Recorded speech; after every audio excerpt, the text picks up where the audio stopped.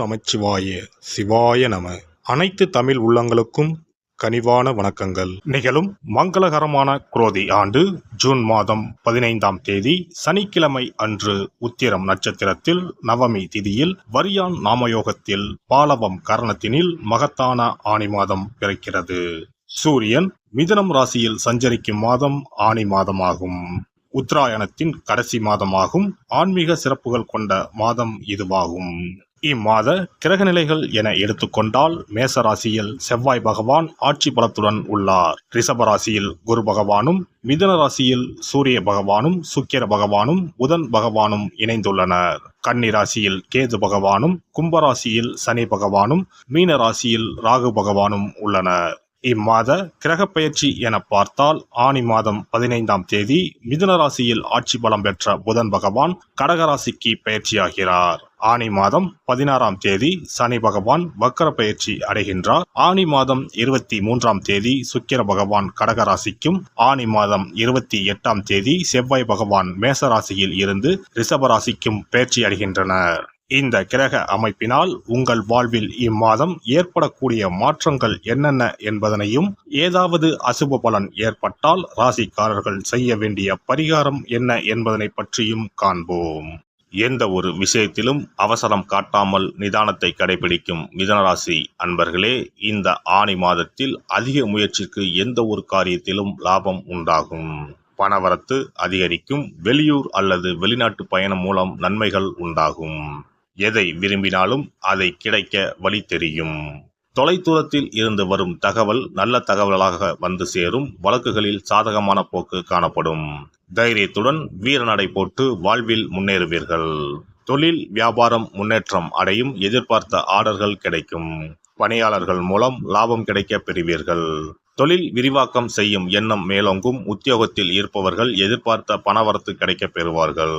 மேல் அதிகாரிகளின் ஆதரவு இருக்கும். முடங்கி கிடந்த காரியங்கள் அனைத்தும் வெற்றி பெறும். குடும்பத்தில் அவ்வப்போது ஏதாவது சிறு மனஸ்தாபங்கள் ஏற்பட்டு மறையும். கணவன் மனைவிக்கிடையே நெருக்கம் உண்டாகும். உடல் ஆரோக்கியம் அடையும். சொல்வன்மை அதிகரிக்கும். உறவினர்கள் நண்பர்கள் மூலம் உதவிகள் கிடைக்கும். விட்டு கொடுத்து நடப்பது நன்மை அளிக்கும். பெண்களை பொறுத்தவரை இம்மாதம் எந்த ஒரு செயலையும் திறம்பட செய்து முடிப்பீர்கள். தொலைதூரத்தில் இருந்து வரும் தகவல்கள் நல்ல தகவலாக இருக்கும்.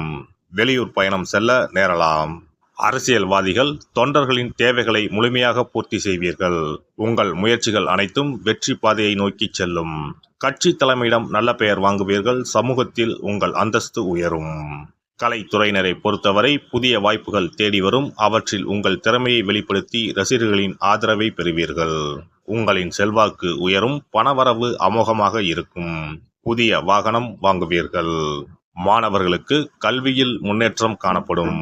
கூடுதல் மதிப்பெண் பெற மேற்கொள்ளும் முயற்சிகள் யாவும் வெற்றி பெறும். நட்சத்திர பலன்கள் மிருக சிரிசம். இந்த மாதம் சற்று சிரமப்பட்டு உழைக்க வேண்டியிருக்கும். உங்கள் உழைப்புக்கு தகுந்த செல்வாக்கும் பணவரவும் கிடைக்கும். மேல் அதிகாரிகளிடம் அனுசரணையாக நடந்து கொள்ளவும், திட்டமிட்ட காரியங்களை செய்து முடித்து மன நிம்மதி அடைவீர்கள். மற்றவர்கள் மேல் இரக்கம் உண்டாகும். திருவாதிரை நட்சத்திரம். இந்த மாதம் பின்தங்கிய நிலையில் இருந்து மீண்டு முன்னேற்ற பாதையில் அடியெடுத்து வைக்கப் போகிறீர்கள். தீயோர் சேர்க்கையால் அவதிப்பட்டவர்கள் அவர்கள் பிடியில் இருந்து விடுபடுவீர்கள். பொருளாதார வளம் சிறப்பாக இருக்கும். தேவைகள் பூர்த்தியாகும். உங்களின் மீதான அவப்பெயர் மறைந்து செல்வாக்கு அதிகரித்து மிளிரும். புனர்பூசம் நட்சத்திரம். இந்த மாதம் சிறப்பான முன்னேற்றம் உண்டு. இசைத்துறைகளை சார்ந்தவர்களுக்கு பொன்னான வாய்ப்புகள் வந்து சேரும். வேலை நிமித்தமாக அடிக்கடி வெளியூருக்கும் வெளிநாட்டிற்கும் செல்ல வேண்டி வரும். உங்களது உடைமைகளை கவனமுடன் பார்த்து கொள்ளவும். பணம் மற்றும் புதிய நண்பர்கள் சேர்க்கை கிடைக்கும்.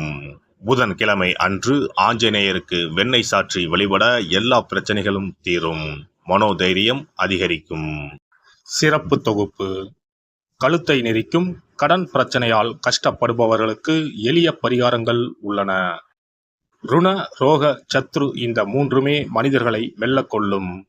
அதிலும் கடன் பிரச்சனை கவலையை ஏற்படுத்தி மனிதர்களை கலங்க வைத்து கொள்ளும். கடன் பிரச்சனையால் கஷ்டப்படுபவர்களுக்கு எளிய பரிகாரங்கள் உள்ளன. இந்த எளிய பரிகாரங்களை நம்பிக்கையோடு செய்தால் நிச்சயம் பலன் கிடைக்கும். ஒருவரின் ஜாதகத்தில் 6ஆம் இடம் கடன் ஸ்தானத்தை குறிக்கும். கடன் பிரச்சனையால் இன்றைக்கு பலரும் தற்கொலை செய்து கொள்கின்றனர். சக்கரத்தாழ்வார் அருள் இருந்தால் கண்டிப்பாக கடன் பிரச்சனைகள் நீங்கும். பெருமாள் கோவிலுக்கு சென்று சனி மற்றும் புதன் கிழமைகளில் சக்கரத்தாழ்வார் சன்னதியில் துளசி மாலை சாற்றி 12 முறை வலம் வர வேண்டும். ஒவ்வொரு முறை வலம் வரும் பொழுதும் கடன் தீர்வதற்கு மனமுருக நம்பிக்கையோடு வேண்டிக் கொள்ள வேண்டும். தொடர்ந்து 12 வாரங்கள் செய்தாலே கடன் பிரச்சனை தீர்ந்து மன நிம்மதி ஏற்படும். மேசராசியில் பிறந்தவர்கள் தயிரை கொண்டு இனிப்பு பலகாரம் செய்து ஒவ்வொரு வெள்ளிக்கிழமையும் மாலை வேளையில் பசுவுக்கு கொடுத்து வர கடன் பிரச்சனைகள் தீரும். விருச்சிக ராசியில் பிறந்தவர்கள் ஞாயிற்றுக்கிழமை அன்று லட்சுமி நரசிம்மருக்கு காய்ச்சிய பசும்பால் அல்லது பானகத்தை பிரசாதமாக வைக்க வேண்டும். 48 நாட்கள் இந்த பூஜையை செய்தால் கடன் தொல்லையில் இருந்து விடுபடலாம். ரிஷபராசியில் பிறந்தவர்கள் ஜவ்வரிசி கொண்டு இனிப்பு தயாரித்து அதை வெள்ளிக்கிழமையன்று பசுவிற்கு மாலை வேளையில் கொடுத்து வர கடன்கள் அடைந்து சுகம் பெறலாம். துலாம் ராசிக்காரர்கள் பசும்பாலை சுக்கிர ஓலையில் வில்வ மரத்திற்கு ஊற்றவும். 24 வெள்ளிக்கிழமை செய்திட நிச்சயமாக கடன் தீரும். வெள்ளிக்கிழமையில் அரச மரத்தடி விநாயகருக்கு அகலில் 11 தீபமும் 11 முறை வலம் வந்தும் வழிபட்டால் கடன் தீரும். மிதுன ராசிக்காரர்கள் தினசரி சிறிது தயிர் சேர்த்து குளித்து வரவும். கடன்கள் நீங்கும். மாலை வேளையில் சூரிய தரிசனம் அஸ்தமனத்துக்கு முன் செய்து வரவும். கன்னி ராசிக்காரர்கள் சனிக்கிழமைகளில் உளுந்து வடை தானம் செய்யவும். அதை நீங்கள் உண்ணக்கூடாது.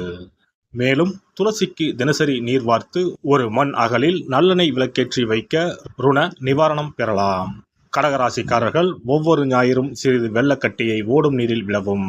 கடன்கள் வெள்ளம் போல கரைந்துவிடும். சிம்ம ராசியில் பிறந்தவர்கள் ஒவ்வொரு சனிக்கிழமையும் அரச மரத்தடியில் மண் அகலில் நல்லெண்ணெய் ஊற்றி கருப்பு திரி கொண்டு 8 விளக்குகள் ஏற்றி வர கடன்கள் அழிய வழி பிறக்கும். மகர ராசிக்காரர்கள் சனிக்கிழமைகளில் எள்ளுருண்டை செய்து பலருக்கு தானமாய் கொடுத்து வர கடன் தொல்லைகள் நீங்கும். கும்பராசிக்காரர்கள் வியாழன் மாலை 6 மணிக்கு குங்குமப்பூ சேர்த்த பாதாம் கீர் செய்து மகா விஷ்ணுவுக்கு நிவேதனம் செய்து முதலில் தான் அறிந்துவிட்டு பின்பு மற்றவருக்கும் தானமாய் கொடுத்து வர கடன்கள் மலமளவென அடைபடும். தனுசு ராசிக்காரர்கள் செவ்வாய்க்கிழமைகளில் ஆலய பணிகளுக்கு செங்கல்கள் முடிந்த அளவு வாங்கி கொடுக்க கடன்கள் அடைந்து நிம்மதி பெறலாம். மீன ராசிக்காரர்கள் செவ்வாய்க்கிழமை அன்று மதியமோ இரவோ நோயாளிகளுக்கு சப்பாத்தியை தானமாக கொடுத்து வர கடன்கள் வேகமாக அடைய ஆரம்பிக்கும். குறைந்தது 9 சப்பாத்திகள் கொடுப்பது நல்லது. செவ்வாய் பகவானை மனதார நினைத்துக் கொள்வது நலம் தரும். பௌர்ணமி நாளில் குலதெய்வத்திற்கு படையலிட்டு வழிபடுவது சிறப்பு.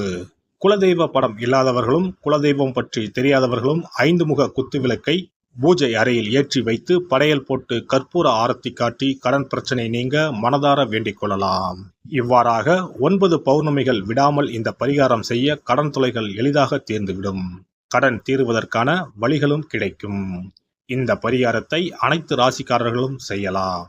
எல்லாம் வல்ல இறையருளால் நீங்களும் உங்கள் அன்பு குடும்பமும் உடல் நலம், நீலாயுள், நிறை செல்வம், உயர் புகழ், மெய்ஞானம் ஓங்கி வாழ்க வளமுடன். இந்த வீடியோ பதிவு உங்களுக்கு பிடித்திருந்தால் லைக் பண்ணுங்க, கமெண்ட் பண்ணுங்க, ஷேர் பண்ணுங்க, மறக்காம சப்ஸ்கிரைப் பண்ணுங்க, பக்கத்துல இருக்கிற பெல் பட்டனை கிளிக் பண்ணுங்க. நன்றி, வணக்கம். ஓம் நமச்சிவாய. சிவாய நம.